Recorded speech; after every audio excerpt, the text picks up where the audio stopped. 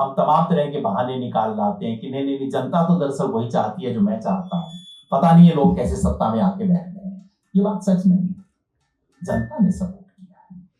और मैंने जिसे मैं कहता हूं कि गणतंत्र को समाप्त करने के लिए गण का इस्तेमाल किया गया है, सबसे बड़ा औजार वो है।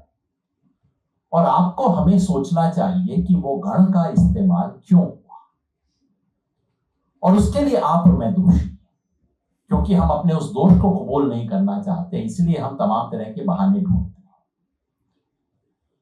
और वो इसलिए कि उस गण का जो मिजाज था, सामान्य व्यक्ति की जो संस्कृति थी, सामान्य व्यक्ति का जो संस्कार था, उससे हम लोग जुड़े नहीं कभी। और हम लोग से मेरा मतलब जो लोग अपने आप को प्रगतिशील कहते हैं, जो अपने आप को लोकतांत्रिक कहते हैं, जो अपने आप को सेकुलर कहते हैं। इस कमरे में 2-4 लोग उससे मुक्त हैं, इन 3 बीमारियों से। मैं तो मुक्त नहीं हूं, मैं अपने आप को उसी बिरादरी का हिस्सा मानता हूं। 2-4 लोग मुक्त हैं, मैं जानता हूं।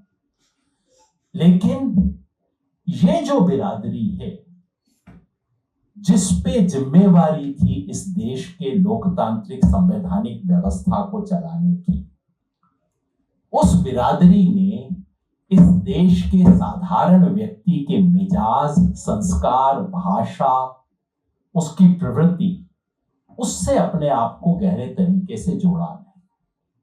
और उसके 3 बड़े अपराध हैं। इस देश की 3 बहुत बड़ी संपत्ति थी जो हमारी बिरादरी ने उठा के हमारे कुछ दोस्तों की थाली में रख दी, जो आज उसका इस्तेमाल करके इस देश पे काबिज है। और वो 3 संपत्तियां हैं। राष्ट्रवाद, राष्ट्रवाद जो कि इस देश के संघर्ष का राष्ट्रवाद था। मेरा राष्ट्रवाद कोई जर्मनी का राष्ट्रवाद नहीं है, मेरा राष्ट्रवाद कोई नस्ली राष्ट्रवाद नहीं है, मेरा राष्ट्रवाद कोई पड़ोसी से घृणा करने का राष्ट्रवाद नहीं था, मेरा राष्ट्रवाद इस देश के अंदर दुश्मन ढूंढने वाला राष्ट्रवाद नहीं था। तो मुझे अपने राष्ट्रवाद के बारे में शर्मिंदा होने की क्या जरूरत थी? मैंने अपने राष्ट्रवाद से संकोच करना सीख लिया, मैंने पीठ मोड़ ली, मैंने दूसरों की थाली में राष्ट्रवाद को देख लिया।